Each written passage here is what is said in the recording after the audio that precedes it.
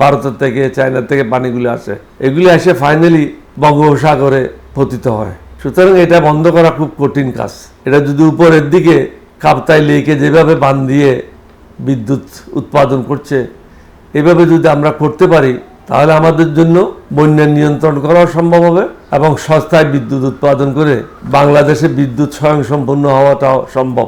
চায়নাতে ছোট ছোট নদীগুলির উপরেও তারা বিদ্যুৎ উৎপাদন করে। চট্টগ্রামে যে বন্যা হলো, বন্যার নিয়ে একটা প্রশ্ন হচ্ছে যে একই জিনিস বারবার পুনরাবৃত্তি হচ্ছে, মানে বন্যার যে সিমটমগুলো বা বন্যা যে হয়, কি কারণে হয়, একই কারণে হয়, কিন্তু এগুলো সমাধান কেন হচ্ছে না? এগুলি সমাধান করা খুবই কঠিন, কারণ এই পানিগুলি শুধু বাংলাদেশের না। এই পানিগুলি একদম চীন থেকে নিয়ে ভারতের 7 স্টেট হয়ে পার্বত্য চট্টগ্রাম প্রবেশ করে বিভিন্ন নদী দিয়ে। বিশেষ করে আমাদের এলাকায় যে বন্যাটা হয় সেটা হলো শঙ্খ নদীর পানি দিয়ে।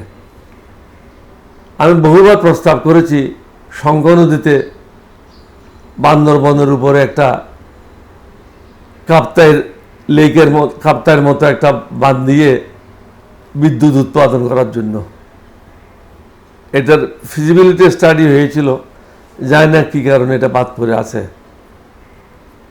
এরপরে দক্ষিণ দিকে যদি যান, একই জিনিস, মাতামুহুরী নদী দিয়ে উপর থেকে পানিগুলি আসে, ভারতের থেকে, চায়না থেকে পানিগুলি আসে, এগুলি এসে ফাইনালি বঙ্গোপসাগরে পতিত হয়।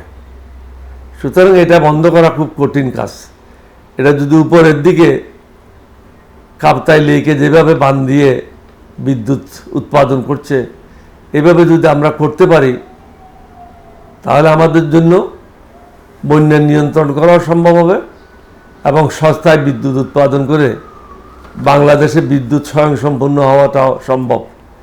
চায়নাতে ছোট ছোট নদীগুলির উপরেও তারা বিদ্যুৎ উৎপাদন করে।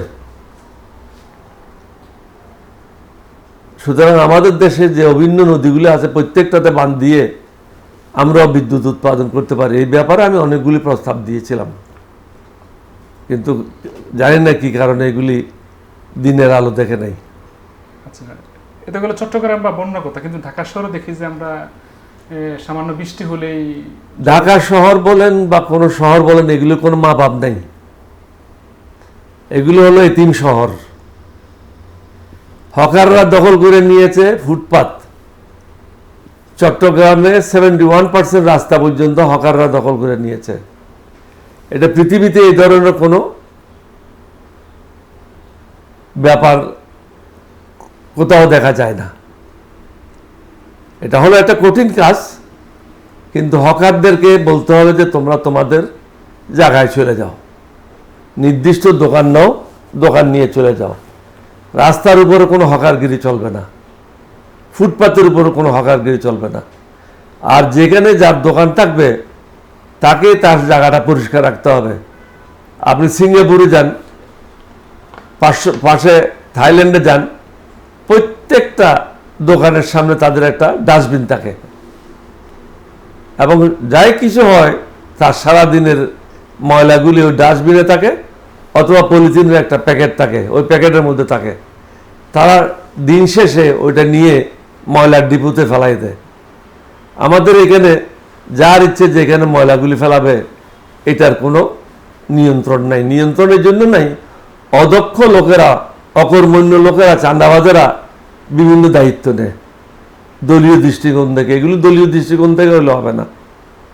যারা উপযুক্ত লোক তাদেরকে এখানে পদায়ন করতে হবে এবং তাদেরকে 100% জবাবদিহিতার আওতা আনতে হবে। বিদেশে অনেকগুলি গাড়ি পাওয়া যায় যেগুলি হাতির সুরের মতো লম্বা বড় বড় পাইপ থাকে। একটা লোক থাকে, রাত্রিবেলা তারা 3টা থেকে 5টার মধ্যে সমগ্র রাস্তাগুলি পরিষ্কার করে নেয়। এইগুলি কোনো 1000 কোটি টাকার দরকার নেই। হয়তো 50 কোটি টাকা দিলে ঢাকার মতো একটা শহরকে নিট অ্যান্ড ক্লিন রাখতে পারবে, পরিষ্কার রাখতে পারবে, চট্টগ্রাম শহরকে রাখতে পারবে। এগুলির দিকে কারো যোগ নেই, সবাই নিজের নিজের ধান্দা নিয়ে ব্যস্ত। এবং যারা নিজ নিজ ক্ষেত্রে ব্যর্থ হয়েছে বা কোনোখানে এমপি ইলেকশন করে ফিল করেছে, তাদেরকে এই জায়গায় পদায়ন করা হয়েছে, যার কারণে তাদের কাছে এই দায়িত্বটার কোনো মূল্য নেই।